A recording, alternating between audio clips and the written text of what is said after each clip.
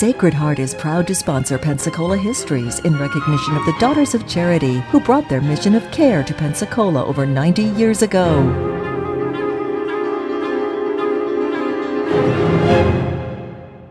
Hello and welcome to our continuing series of stories about Pensacola, North America's first place city.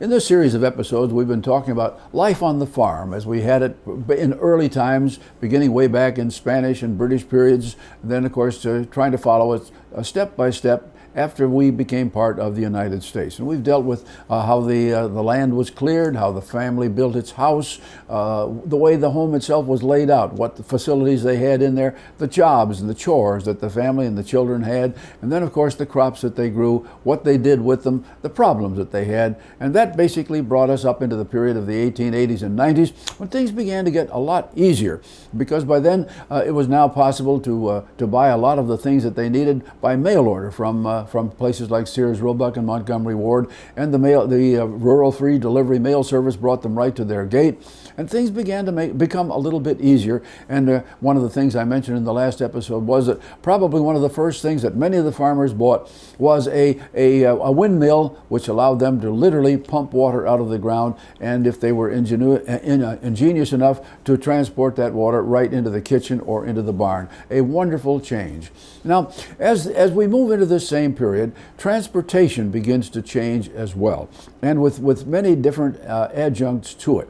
Number one, in 1889, work was promoted by a man named William Chipley, Colonel Chipley, who recognized that Escambia County and Santa Rosa County as well had been left out of the opportunity to grow profitably both cotton and tobacco. These crops were being grown and shipped very profitably in the counties about 100 miles to our east, but the soil constituents here just weren't right. The product that was grown with the regular soil here just wasn't very good.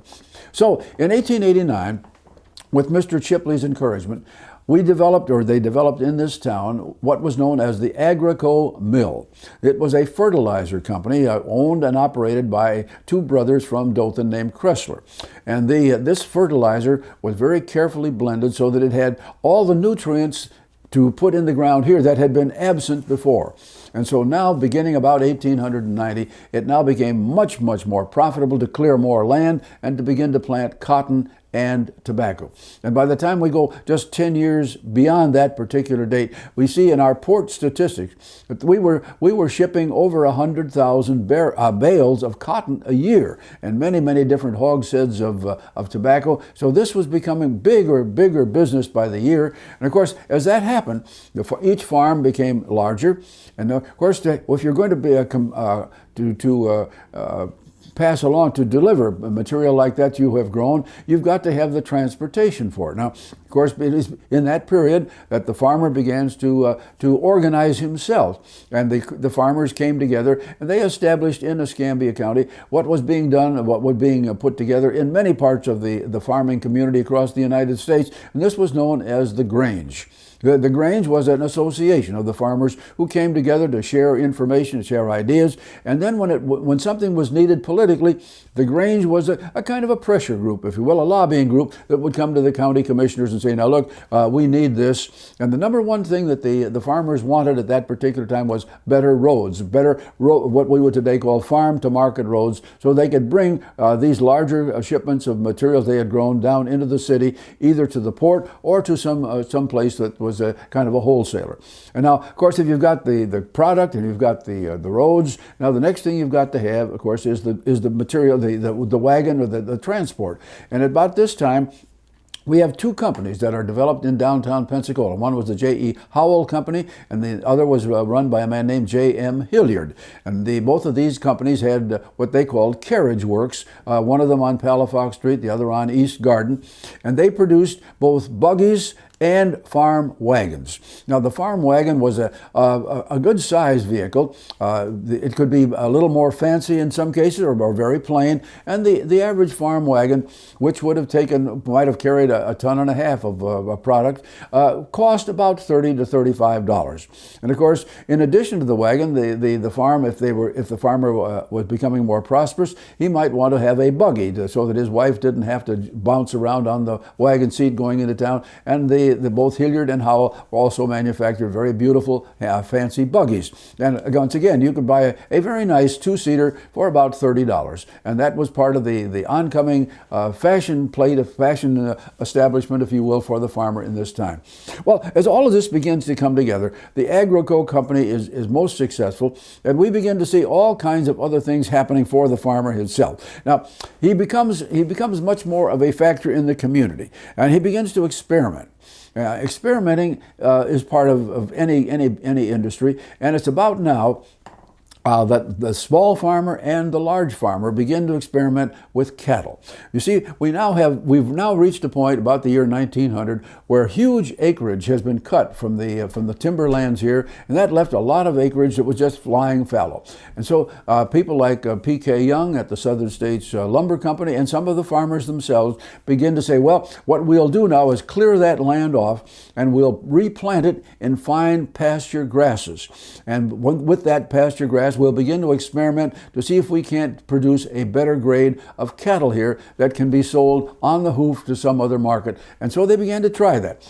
Now, I wish I could tell you that they were 100% successful, but a lot of experimenting was done, but very little of it was successful. Even Mr. Young, with the great resources that company had, tried it for 2 or 3 years. They covered almost 100,000 acres with those grasses. They brought in all sorts of pure-bred animals and interbred them, but nothing worked too well. So cattle breeding was something of the future for Pensacola.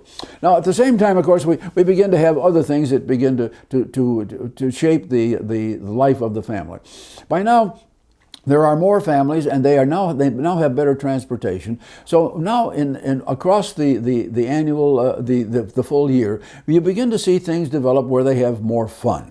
This is where church revivals begin to be held. This is where families come together for particular holidays once the harvest season is over.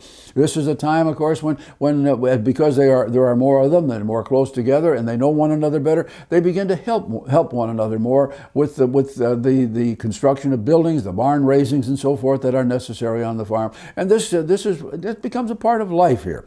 Now, by the time, and of course, the one of the things that begins to happen, and of course this goes on. It starts in the period around 1910, but by the time we move just a little bit farther, the idea of the weekend in town begins to change. Now you kind of have to get a vision of this. By the time we get to 1910, 12, 13, the farm wagon, it's still there, but many of the farm families now are investing in something new. This is a Model T Ford.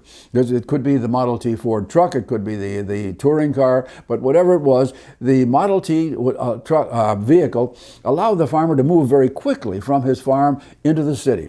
And what became a kind of a fashion, and this was true in Pensacola as it was in Marietta, Chipley, Bonifay, other places across the Panhandle. What you would see was this. The chores are ended about noon. And now everyone all the family loads into the car, and they bring with them what we would today call the makings of a tent.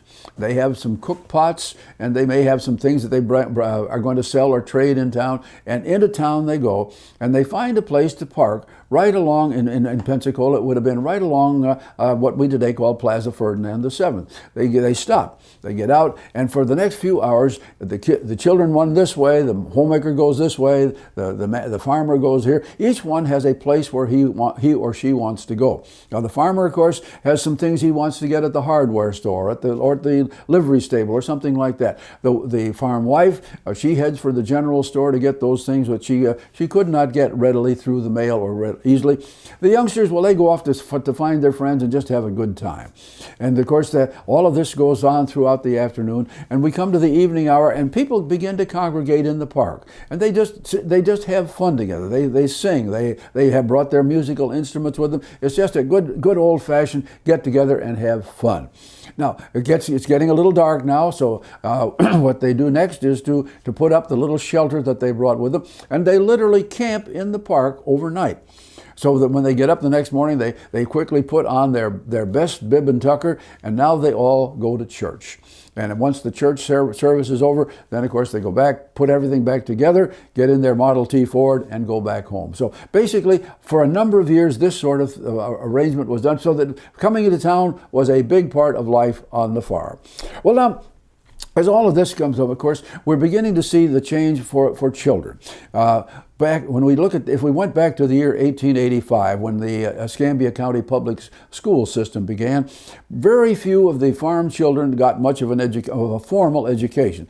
P.K. Young, however, insisted that the arrangement would be made for building for schools in the community, where many times this teacher was literally boarded with the farm families, but they had difficulty getting back and forth because they had to be hauled. The children had to be hauled back and forth in farm wagons, and of course they had to accommodate the school year to the farm year. But by the time we get into the 20th century, this is beginning to change. Now, by the time we get into the teens of the 19-teens, we are now shifting from having farm wagons or things of that kind to take children to school. Now the first school buses have been bought, and people are moving back and forth. And so basically, we can say that by the time we get into the 1920s, education has just come right literally out of the ground for the rural children, and many more are going to school, not just for a couple of years to learn the basics, but now they are also going on and completing high school. And of course, this is one of the reasons that we have Tate High School in our community today, a school that in those days particularly concentrated on studies that would benefit the farm. Well, farming is going all right until we get to the 1930s. And then, of course, the Great Depression struck not only Pensacola, but all across the Southeast. And what began to happen, of course, was that there was a glut of farm products. The poor farmer, particularly those up in Georgia or Alabama, they could not get back in sales of their product what they put out in fertilizer and tools and seeds for it. And so by the time we get to 1931, there are huge numbers of people coming off of those farms. They're desperate. They're looking for a place where they'll find shelter or food or a job or help. And many of them come to Pensacola and literally are here looking for whatever kind of help the community will give them. And to Pensacola and Escambia County's great credit, private citizens and the governments themselves did their best. And while they didn't have a lot to give, they did something. Well, as you saw that happen, by the time we get through the period of the Depression, farming begins to change, because by now what used to be the family farm with an individual family able to produce enough for their own use and have some surplus to sell, now this begins to change as farm mechanization gets much broader and the farms become much larger, and what basically used to be a family farm now becomes a farm business. And step by step we see the acreages become larger, and this of course is certainly true across the bread basket, the middle of our country, and it certainly was true in Escambia County as well.